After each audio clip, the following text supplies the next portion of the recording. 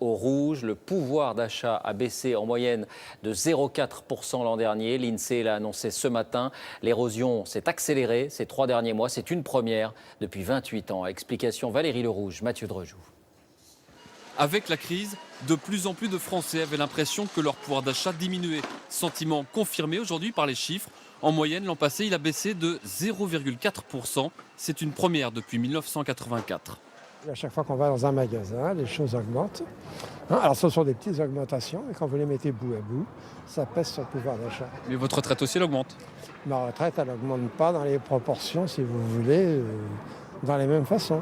Si on regarde de plus près le dernier trimestre 2012, les salaires et les prestations sociales ont pourtant continué d'augmenter, mais les dépenses ont grimpé encore plus vite, plus 0,3% pour les prix et 7% pour les impôts. Certains ont aussi vu monter leurs charges sociales. 12 heures sup par mois, en sachant qu'avant, les charges, on ne les payait pas. Donc on était plus avantageux. Maintenant, comme on les paye, on est moins avantageux. J'ai une courbe d'impôt qui fait ça et un salaire qui fait ça. Ça, je crois que c'est le cas pour tout le monde, quoi, hein, malheureusement. Le début 2013 laisse néanmoins entrevoir un retour dans le vert.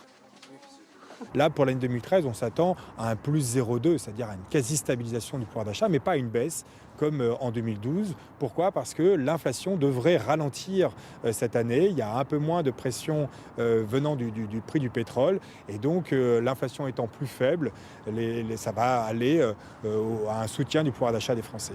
Principale conséquence d'un pouvoir d'achat en berne, la consommation des ménages a aussi baissé en 2012. C'était l'un des principaux piliers de la croissance. Alors, question, faut-il relativiser les choses? Bonsoir François Baudonnet, vous êtes notre spécialiste des questions européennes à Bruxelles. Comment se situe la France sur cette question du pouvoir d'achat par rapport à ses voisins? Eh bien, dans tous les pays d'Europe, la crise de l'euro étouffe à des degrés divers le pouvoir d'achat des citoyens, mais certains pays résistent mieux. Exemple, en Grande-Bretagne, le pouvoir d'achat augmente, mais c'est un redémarrage. Il avait baissé en 2011, l'année de grands sacrifices pour les Britanniques. Outre-Rhin, là aussi, contrairement aux Français, les Allemands peuvent acheter un peu plus parce que depuis 2 ans, leur salaire augmente, mais ils avaient stagné pendant 10 ans. La France, elle, vit donc un moment charnière. Elle est d'ailleurs à mi-chemin entre deux Europes, car si le pouvoir d'achat des Français baisse, celui des Italiens ou des Espagnols, on sans doute, s'effondre littéralement. Pour eux, non seulement le chômage explose, mais les impôts aussi.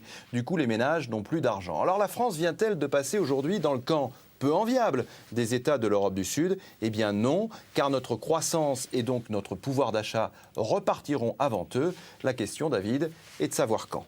Évidemment, merci François.